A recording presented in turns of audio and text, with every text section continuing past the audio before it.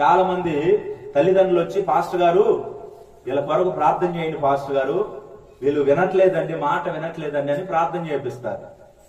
ఏమని ప్రార్థన చేపిస్తారమ్మా? పాస్టర్ గారు వీళ్ళ కొరకు ప్రార్థన చేయండి అయ్యా, వీళ్ళు మాట వినట్లేదని ప్రార్థన చేపిస్తారు. మాట వినట్లేదంటే వాళ్ళకి చెవుడు వచ్చిందని అర్థమా? మాట వినట్లేదంటే వాళ్ళకి చెవుడు ఉంది పాస్టర్ గారు, ప్రార్థన చేయమని అర్థమా? కాదు. దానికి అర్థమైంది, వాడు లోబడట్లేదని, వాడు మాట చెప్పిన దాన్ని అంగీకరించట్లేదని, దాన్ని త్రోసి వేస్తున్నాడు. కనుక వాడు మాటని వినేటట్లుగా ప్రార్థన చేయండి అయ్యారని ప్రార్థన చేపిస్తా ఉంటారు. దేవుని బిడ్డలారా, దేవుడి వాక్యం సెలవిస్తుంది కదా, నీ తండ్రి ఉపదేశమును ఆలకించు. తల్లిదండ్రులు మనకు మంచి బోధకులండి. ఈ లోకములో మనకి ఇవ్వబడినటువంటి బోధకులు ఎవరంటే తల్లిదండ్రులు మొదటగా, ఆ తర్వాత టీచర్స్, ఆ తర్వాత దైవజనుడు, ఆ తర్వాత దేవుని బిడ్డలు ఇంకా చాలా మంది ఉన్నారు.